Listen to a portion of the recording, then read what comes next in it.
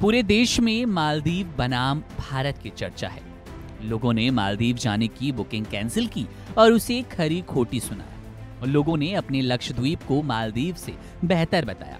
फिर मालदीव को भी बैकफुट पर आना पड़ा और अपने मंत्रियों का इस्तीफा लेना पड़ा। राष्ट्रपति मुइज़ो के खिलाफ अविश्वास प्रस्ताव तक की नौबत आ गई। लेकिन हकीकत तो ये है कि जिस तरह से भारत के बिना मालदीव का काम नहीं चल सकता, उसी तरह ठीक मालदीव को नजरअंदाज करके भारत को बड़ा नुकसान उठाना पड़ेगा। आखिर मालदीव में ऐसा क्या है कि दोनों ही देशों को एक दूसरे की सख्त जरूरत है।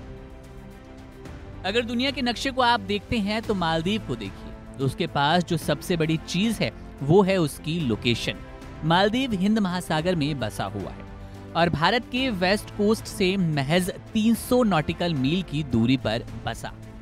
हालांकि ये जहां पर है वो दुनिया के सबसे प्रचलित व्यापारिक समुद्री रास्तों में से एक है, जिसकी जरूरत भारत ही नहीं दुनिया के तमाम मुल्कों को है। लेकिन भारत के साथ एक और खास चीज है, वो है भारत के समुद्री इलाके की सुरक्षा, जो सीधे तौर पर हिंद महासागर में मालदीव के साथ जुड़ी है। अब यही वजह है कि भारत मालदीव की सुरक्षा के लिए भी उसके सैनिकों की ट्रेनिंग पर पैसे खर्च करता है। एक आंकड़ा बताता है कि मालदीव की सेना की 70% ट्रेनिंग भारत ही करवाता है। ये ट्रेनिंग या तो आइलैंड पर होती है या फिर इंडिया की मिलिट्री एकेडमी में ट्रेन किया जाता है, क्योंकि भारत का मानना है कि मालदीव सुरक्षित है तो समंदर में भी भारत सुरक्षित रहेगा।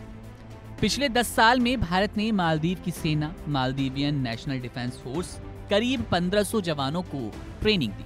हवाई रास्ते के जरिए समुद्र पर निगरानी रखने के लिए भारत ने मालदीव की सेना को एयरक्राफ्ट और चॉपर्स दी।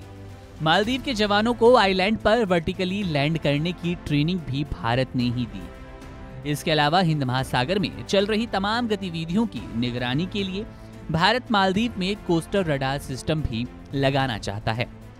मालदीव के कुछ नेताओं की उल्टी सीधी हरकत से भले ही सोशल मीडिया बौखलाया हो और लोग जी भरकर मालदीव को कोसे छुट्टी मनाने वहां जाए चाहे ना जाए, लेकिन हकीकत तो ये है कि फिलहाल मालदीव के बिना हिंद महासागर में भारत की स्थिति कमजोर हो सकती है। लिहाजा डिप्लोमेटिक स्तर पर भारत मालदीव के साथ बातचीत करके ही मसले को सुलझा रहा है और मालदीव की भी पूरी कोशिश यही है कि भारत से बातचीत करके इस विवाद को खत्म किया जाए। बाकी तमाम ऐसी टिप्पणियां और तमाम ऐसे कमेंट सामने आएंगे जो मालदीव के बिना भी हिंद महासागर में भारत की मजबूत स्थिति को बता सकते हैं।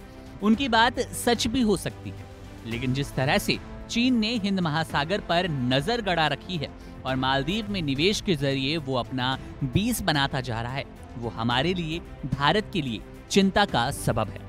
यही वजह है कि हमारा देश किसी जल्दबाजी में, किसी नेता की बयानबाजी में कोई ऐसा कदम नहीं उठा सकता कि वो भविष्य के लिए खराब हो, नासूर बन जाए।